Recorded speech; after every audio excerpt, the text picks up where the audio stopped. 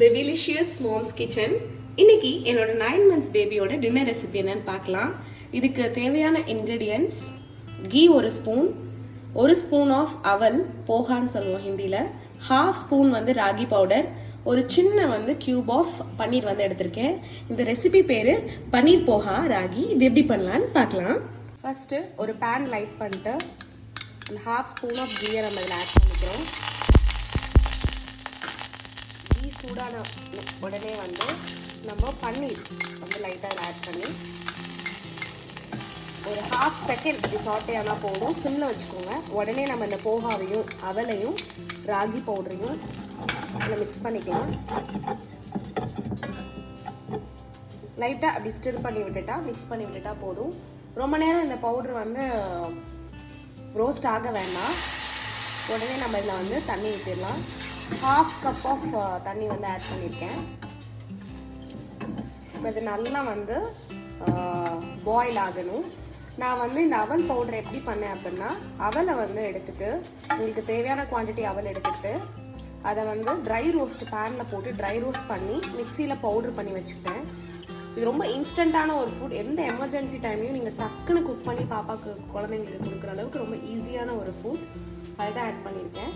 அது கூட ராகி ஆட் பண்ணியிருக்கேன். ரொம்ப ஹெல்த்தியான ஒரு ரெசிபி இது. நைட்டு நல்ல தூக்கத்துக்கு இது ஹெல்ப் பண்ணும். இது நல்லா பாயில் ஆன உடனே நம்ம சிம்மில் வச்சுட்டு இதை குக் பண்ணலாம் ஒரு 2 minutes. பாருங்கள், நல்லா பாயில் ஆகிட்டுருக்கு. ரெண்டுமே சேர்ந்து நல்லா கலந்து வருது.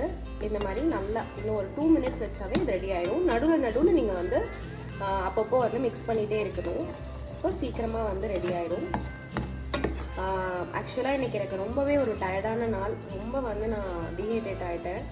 ஆனாலும் சரி பாப்பாவுக்கு வேறு ஏதாவது கொடுத்துக்கலாம், ரொம்ப லைட்டாக எதாவது பண்ணி கொடுத்துக்கலாம், எதுக்கு நம்ம நிற்கணும், டக்குன்னு ஒரு ஈசம் வாங்கி கலந்து கொடுத்துக்கலாம் அப்படின்னு மனசு சொன்னாலும் இல்லை, எந்திரிச்சு போய் இதை ரெடி பண்ணு அப்படின்னு ஒரு சைடு சொல்லுது. ஸோ இதுதான் மேக்ஸிமம் ஆஃப் த மாம்ஸ் பண்ணுறதா இருக்கும்னு நினைக்கிறேன். வீட்டில் குழந்தைங்க நம்மக்கிட்ட கேட்டு இது வேணும், இது செஞ்சு கொடுங்க அப்படின்னு சொல்கிற ஏஜ் வரைக்கும் நம்மளாவே செஞ்சு கொடுக்குறோம் அப்படின்னு ஒரு ரெஸ்பான்சிபிலிட்டி இருக்கிற ஒரு ஏஜ் வரைக்குமே அம்மாக்கள் எல்லாருமே இந்த விஷயம் பண்ணிகிட்ருக்கோம்.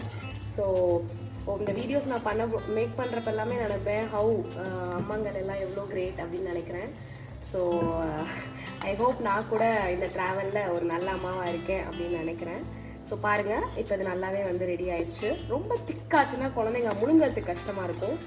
இந்த மாதிரி ஒரு கன்சிஸ்டன்சியில் கரெக்டாக இருக்கும். எதுக்கும் நம்ம பயப்பட வேணாம் வெந்துச்சா வேகலையான்னு சொல்லிட்டு. ஏன்னா அவளுக்கே சீக்கிரமாக குக்கார ஒரு தன்மை இருக்குது. அது ஸ்டவ் இல்லாமல் கூட நம்ம குக் பண்ணலாம். அதை நம்ம ரோஸ்ட் பண்ணிவிட்டு இந்த மாதிரி பண்ணனால ரொம்பவே குயிக்காகவே ரெடி ஆயிடும். அதே மாதிரி ராகி கூட நல்லா ஊற வச்சு கழுவி அதுக்கப்புறமா அதை சும்மா 2 நிமிஷம் வெயிலில் நல்லா ஒரு நாள் காய விட்டு அரைச்ச பவுட்ரு தான். ஸோ அதனால் நல்லாவே குக் ஆயிடுச்சு.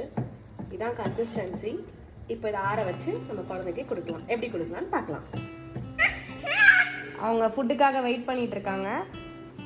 Dinner time. Hello, yummy yummy food. You like it baby? பிடிச்சிருக்கா? விரும்பி சாப்பிட்றாங்க. பாருங்கள் எவ்வளோ என்ஜாய் பண்ணுறாங்க. You like it? உங்கள் குழந்தைக்கும் அவங்க சொல்கிறாங்க. உங்கள் குழந்தைக்கும் இந்த ரெசிபி ட்ரை பண்ணிவிட்டு எப்படி இருந்துச்சுன்னு கமெண்ட்டில் போடுங்க. குட் நைட், பாய். வீடியோ பிடிச்சிருந்தா சப்ஸ்கிரைப் பண்ணுங்கள், லைக் பண்ணுங்கள், ஷேர் பண்ணுங்கள்.